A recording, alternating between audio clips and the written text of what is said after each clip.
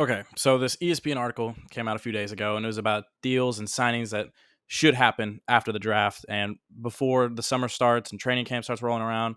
And it inspired me to make a video of my own. And I did take some ideas of ESPN's, but also I added some free agents that are out there, some guys that could be looked at, some guys that probably should be looked at. So let's get into it.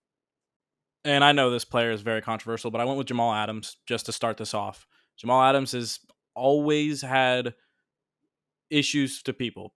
Fans do not like him a lot. And last year he had some moments where he struggled. If you go watch some games where he was highly criticized, though, I think personally, I think there were some moments where he really shined still. I think there were moments that really highlighted that he still has some play left in him. And there's definitely a team out there that should look into getting him. Teams do like smaller linebackers, so you could move him to linebacker if you want to do that, since that's where his skills mostly would be good in. He's not great in coverage anymore. There's games where he's still pretty good in it, but his highlights have always come from his rushing to the quarterback ability, his run stoppage. And if there's teams out there that are interested in moving him to linebacker, I think there's teams that could still take him at safety. But yeah, Jamal Adams is first. Next off, I want to go with Stephon Gilmore. Stephon Gilmore is an incredible player and a former defensive player of the year. And I know he's 34 or he turns 34 this year, but with the Cowboys last year, he was forced to be a wide receiver too, and he was still really good for most of their season in a system that mostly plays man. I think he could still provide a lot for a team. I personally hope the Cowboys come and get him again and make him their cornerback three because I am a Cowboys fan, unfortunately. But yeah, I think he'd be great. He still has a lot of game left in him. There was one time last year where he struggled, and it's where the entire team really struggled against the Packers in that playoff game. That was the one game I was like, Jesus Christ, Stephon's age is showing. So yeah, I think a team should sign him.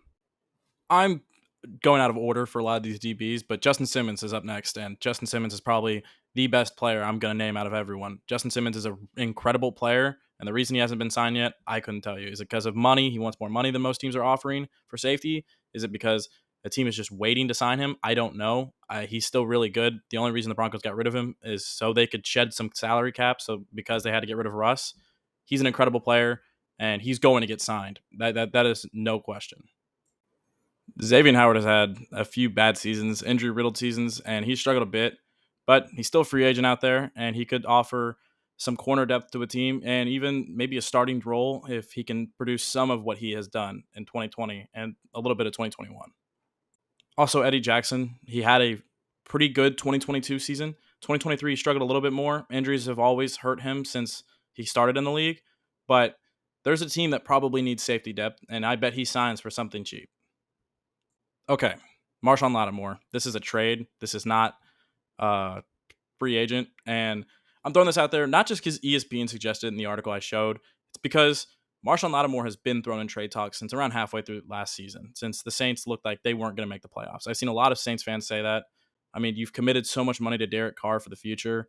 And Marshawn's only getting older. You just drafted Kool-Aid McKinstry. You have other corners on the roster that are decent, and he costs a lot of money. I could see it happening. ESPN suggested a trade to the Jags.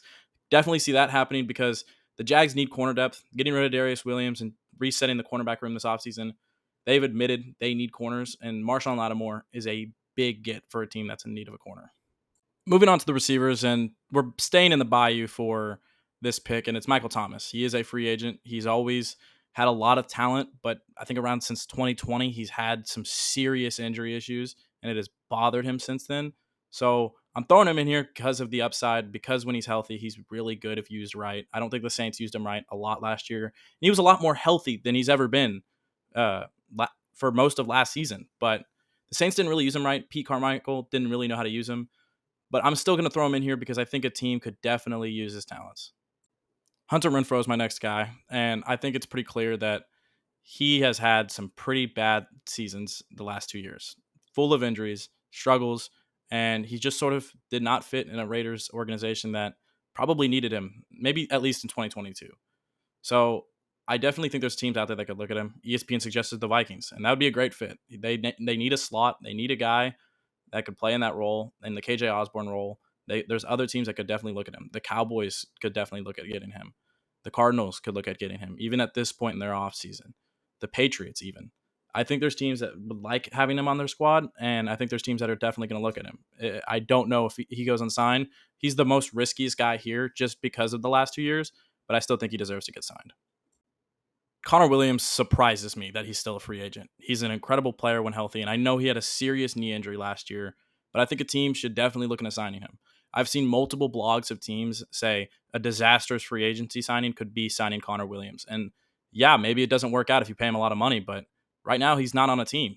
I think a team should at least try because there is a lot of need for centers at this level of the NFL.